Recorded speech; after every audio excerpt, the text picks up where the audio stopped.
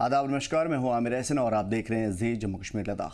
ज़मीनी सतह पर उठने वाली कहानियां हमेशा मुतासिर करती है और ऐसी ही कहानी की खुशबू जम्मू कश्मीर के चिनाब वेले से निकलकर मुल्क भर में फैल रही है। वादी चिनाब के रहने वाले एक नौजवान किसान तौकीर बागबान ने अपनी खेती करने के बदले हुए अंदाज से करीब 3000 किसानों की जिंदगियां बदल कर रख दी। तौकीर रिवायती खेती के बजाय खुशबूदार और पौधों और जड़ी बूटी खासतौर पे खेती में एक नए मुस्तकबिल की तरफ अपने कदम को तेज़ी से बढ़ाया और इसमें कामयाबी हासिल की। तौकीर की मेहनत को मुल्क भर में सराहाया गया और काफ़ी शोहरत भी मिली। पीएम मोदी ने मन की बात के 99वें एपिसोड में तौकीर की खेती का जिक्र किया और उनकी कोशिशों की तारीफ की। इतना ही नहीं, इस साल यौम आज़ादी के मौके पर मिनिस्ट्री ऑफ आयुष की जानिब से उन्हें अवार्ड से नवाजा गया और तौकीर ने अपनी मेहनत से रिवायती खेती को कैसे बदला, किस तरीके से उन्होंने सोचा इसके बारे में, कैसे भद्रवाह को लेवेंडर की राजधानी के तौर पर नई पहचान दिलाई, पूरे भद्रवाह डोडा कितना मुश्किल रहा होगा उनकी कामयाबी का ये सफ़र जानने की कोशिश करेंगे। कैसे इलाके के किसानों को उन्होंने एक नई खेती के लिए तैयार किया, उनका जहन बदला और आगे क्या इरादे हैं, इन तमाम तर सवालों के जवाब आज हम खुद उन्हीं से जानेंगे।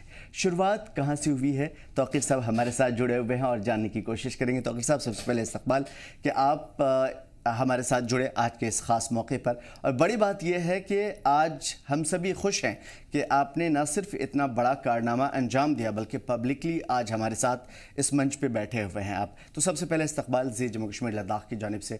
मैं इसकी शुरुआत, तमाम तर बातें जानने से पहले मैं इसकी शुरुआत जानना चाहूँगा, कैसे सोचा आपने? क्योंकि जम्मू कश्मीर में आमतौर पर ड्राई फ्रूट्स वगैरह की जितनी चीज़ें हैं, फल फ्रूट, एप्पल वगैरह, इसके बारे में लोग सोचते हैं या कारोबार के बारे में लोग सोचते हैं, टूरिज़्म सेक्टर के बारे में लोग सोचते हैं, लेकिन लेवेंडर के बारे में किसी ने नहीं सोचा था। आसाम, मेघालय, मिजोरम वाले सोचा तो समझ में आती है बात, लेकिन जम्मू कश्मीर का एक नौजवान, वो भी आप जैसा नौजवान, तो शुरुआत कहाँ से हुई? जी शुक्रिया, पहले आपका बहुत बहुत शुक्रिया। शुरुआत, मेरा नाम तौकीर अहमद बागवान है। बागबानी हमारा पेशा है। तो बागबानी जो हमारा पेशा है, एक जीन्स और एक खून में है हमारे अंदर कि हम बागबानी करें। तो हमने सोचा कुछ हटके करें, बिल्कुल डिफरेंट करें, कुछ हटके। तो वो ये था एरोमेटिक और मेडिसिनल क्रॉप।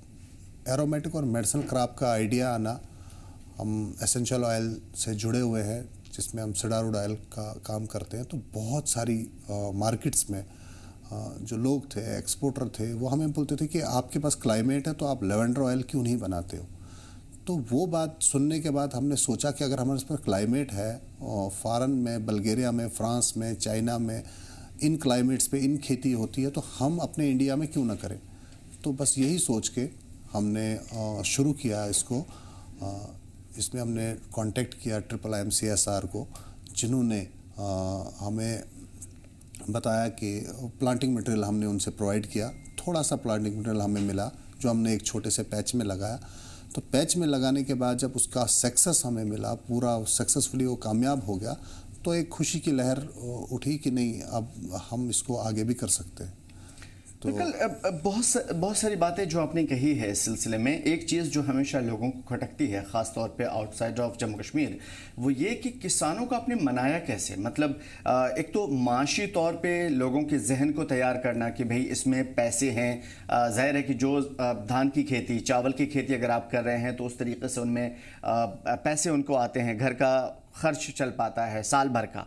लेकिन इस डर से लोगों को बाहर निकालना, फिर ये कि उनका रोज़गार भी चलना और इसी से मईशत उनकी मुस्तहकम भी होना, एक बड़ा चैलेंज है लोगों के जहन में डालना ये बात। तो मैं ये ज़रूर समझने की कोशिश करूँगा, क्रैक कैसे किया आपने किसानों के जहन को? बिल्कुल, सबसे बड़ी बात चैलेंजिंग तो बहुत थी कि जो ट्रेडिशनल क्रॉप में हमारे किसान जुड़े हैं, जिनके दादा परदादा, उसके दादा, जब से दुनिया आई है तब से वो उसी चीज़ में फंसे हुए थे कि हम मक्की लगा रहे हैं या धान लगा रहे हैं, तो उसको छोड़ना कोई चाहता नहीं था। तो इसी में हमने क्या किया, जब हमने उनको अपनी सक्सेस स्टोरी समझाई तो फिर भी उनको समझ नहीं आई, तो हमने कुछ किसानों को पकड़ा जिनके साथ हमने कुछ MOUs किए, 3 साल के एग्रीमेंट्स किए, जिसमें हमने गारंटी ली कि अगर आपका इसमें कोई नुकसान होता है या इसमें आपको कुछ भी प्रॉब्लम्स आती हैं तो वो हम पे भी करेंगे। 3 साल आप सिर्फ हमारी बात मान लो एक बार।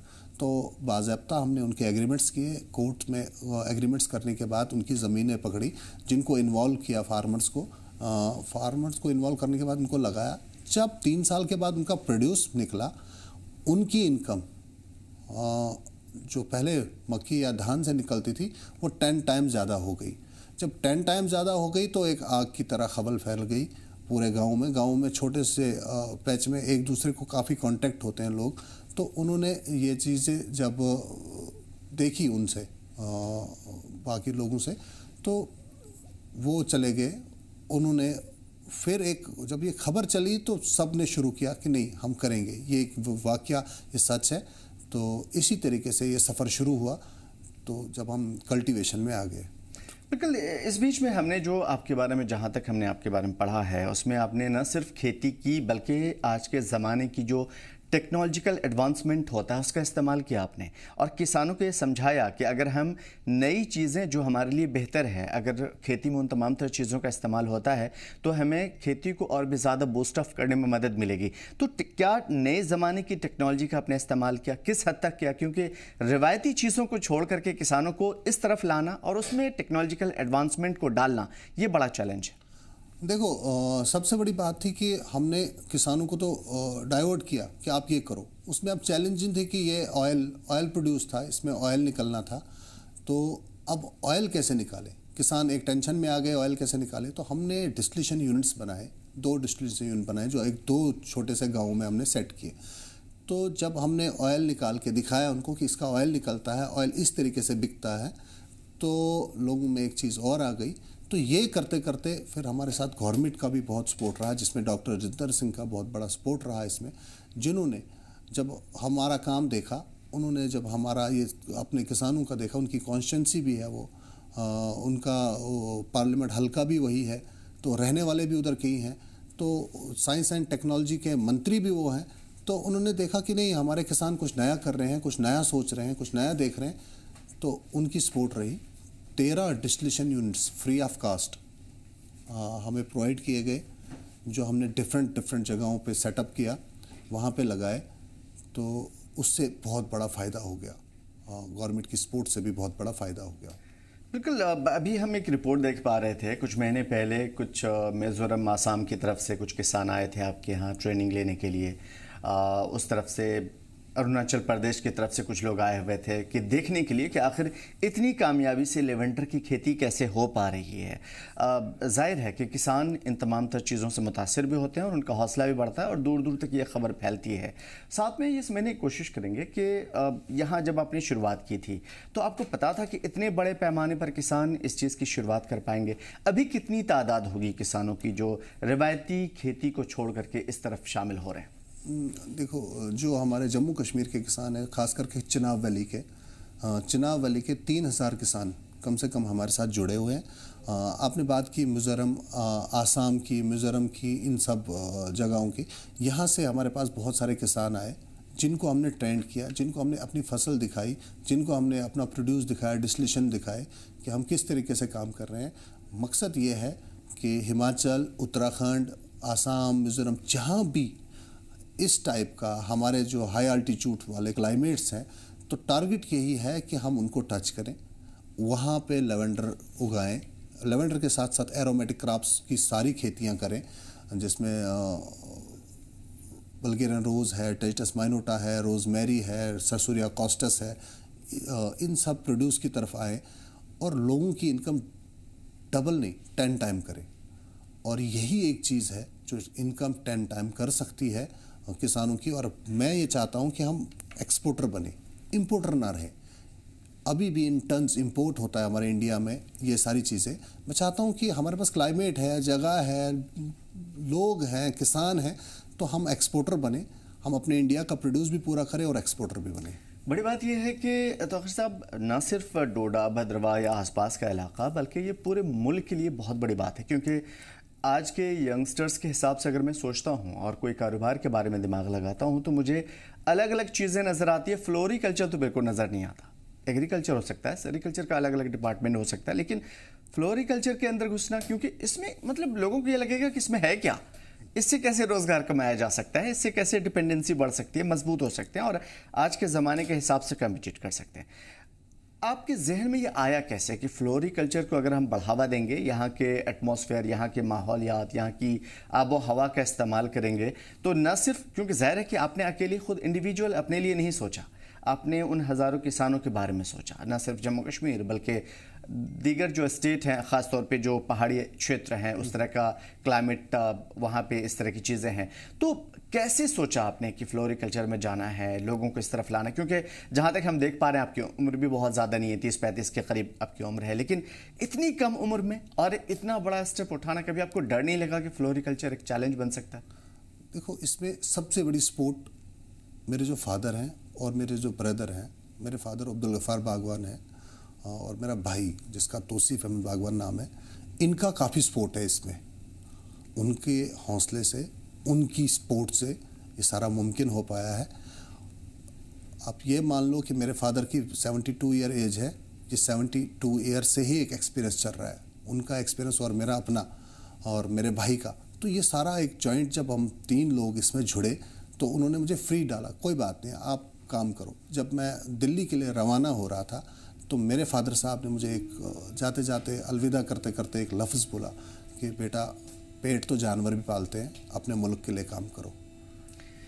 तो ये बात जब उनने मुझे बोली तो मेरे दिल को छुई कि नहीं, ये तो बहुत बड़ी बात है। मेरे फादर ने मुझे बताई कि अपने मुल्क के लिए जो काम करेगा तो ये बहुत बड़ा काम है, सवाब भी है और एक नाम भी है, तो इसलिए अपने मुल्क के लिए काम किया करो। बिल्कुल।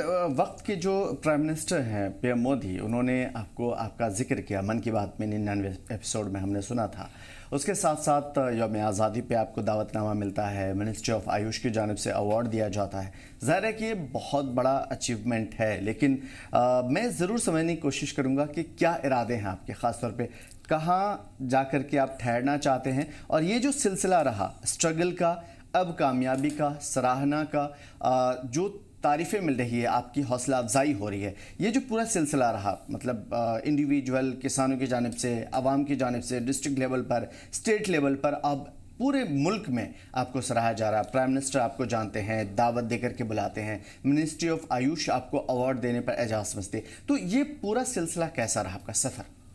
देखो, हमारे जो आदरणीय प्राइम मिनिस्टर हैं श्री नरेंद्र मोदी जी, मैं बहुत आभारी हूँ उनका कि एक दूर दराज इलाके में एक छोटे से किसान पे मॉनिटर करते हैं, एक छोटे से किसान पे वो नज़र रखते हैं। तो ये एक बहुत खुशी की बात है कि ऐसा पीएम मिलना बहुत बड़ी बात है। जब 99 एपिसोड में उनने लेवेंडर की खेती का जिक्र किया तो हम काफ़ी इनकरेज हो गए। उसके बाद सबसे बड़ी बात 26 जनवरी की झांकी में लेवेंडर को दर्शाया गया, तो वो एक बहुत बड़ी बात थी, तो वो बहुत इनकरेजिंग थी हमारे लिए। तो पूरे उसमें हमारे प्रोडक्ट को दर्शाया गया, हमारी जहाँ पूरे फ्लावरिंग को दर्शाया गया, तो उससे भी काफ़ी बूस्ट मिला हमें। उसके बाद योगा दिवस पे कश्मीर पे उनका आना और 5 मिनट मुझसे बात करना, 5 मिनट बहुत वक्त होता है, पीएम अगर 5 मिनट दे बहुत वक्त होता है। 5 मिनट उन्होंने पूरी मुझसे बात की कि किस तरीके से आप खेती कर रहे हो, आपको किस चीज़ की ज़रूरत है और क्या करना चाहते हो। तो उन्होंने ही हमें, इसमें एक प्लांटिंग मटेरियल की दिक्कत आती थी, तो उन्होंने उस टाइम हमें प्रॉमिस किया कि आपको प्लांटिंग मटेरियल जितने भी किसान हैं उनको परचेज करने की ज़रूरत नहीं है, तो ये फ्री ऑफ कास्ट आज के बाद आपको किसानों को मिलेगा। तो वो एक चीज़ें जो है, तो वो गवर्नमेंट का एक जो सपोर्ट है वो काफ़ी रहा इसमें, तो ये सक्सेस तभी मुमकिन हो पाई। बिल्कुल। मैं इन तमाम तर चीज़ों से हट करके ख़ास चीज़ें मैं आपसे समझने की कोशिश करूँगा। इस सिलसिले में ज़ाहिर है कि हमने कहा कि आपकी कोशिशें इतनी हैं कि ज़ाहिर है कि प्राइम मिनिस्टर आपको टाइम दे रहा है, तारीफ़ कर रहा है, हौसला अफजाई हो रही है, अवार्ड्स मिल रहे हैं, लेकिन दूसरी तरफ जो इसका हम एक सिक्के के दूसरे पहलू हम देख पाते हैं, जम्मू कश्मीर में कई जगह पे इलीगल माइनिंग हो रही है, उससे नुकसान भी पहुंच रहा है, ख़ास तौर पे ज़ाफ़रान वगैरह जहाँ पे होते हैं, या फिर आपके इलाके में डोडा भद्रवा में भी कई ऐसे इलाके हैं जहाँ पे इलीगल माइनिंग की ख़बरें आती है। क्या इससे नुकसान हो रहा है और क्या इससे आपको तकलीफ़ पहुँचती है? क्या इन लोगों के लिए आपके पास कोई मैसेज है? देखो, इलीगल माइनिंग अपने मुल्क को वो तो एक बर्बाद करने के कगार पे होती है, तो नुकसान जाहिर सी बात है। जब इलीगल कोई काम हो तो वो तो तकलीफ़ दह होता है।